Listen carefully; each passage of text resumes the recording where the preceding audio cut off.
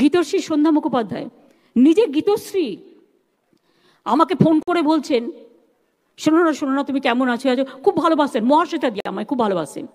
মহাশ্বেতা দি প্রতিদিন আমায় ফোন করতেন, বকতেন, এই খেয়ে বেরিয়েছো, না খেয়ে বেরিয়েছো নিশ্চয়ই, মানে আমাকে বকাবকি করতেন আদরের ছলে।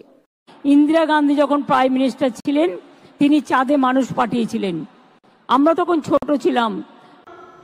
নমস্কারম, সত শ্রী অকাল জি, সালাম আলাইকুম।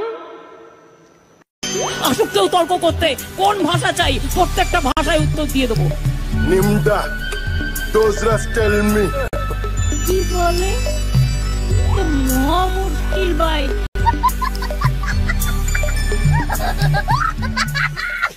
আপনার কাছে টাকা নেই, আপনি 1000টা টাকা নিন, 1000 টাকা জোগাড় করে একটা কেটলি কিনুন আর কয়েকটা মাটির ভাঁড় নিন, সাথে কিছু বিস্কুট নিন।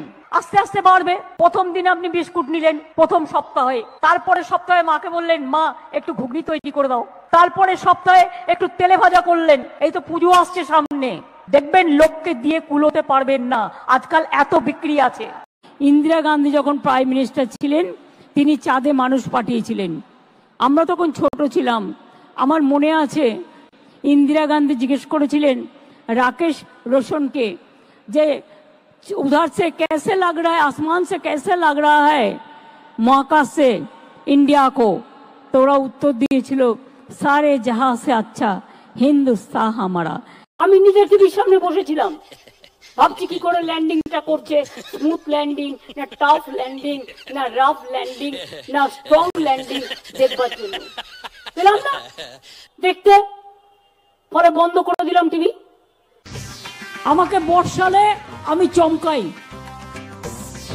আমাকে টর্নেডো দেখালে আমি তুফান হয়ে যাই, আর আমাকে বর্ষণ দেখালে আমি গর্জন হয়ে যাই।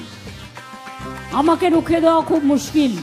ল্যান্ডিংটা ঠিক মতো দেখতেই পেলাম না, ল্যান্ডিংটা দেখাই গেল না, বসেই ছিল রেডি হয়ে সব, ল্যান্ডিংটা দেখাই গেল না।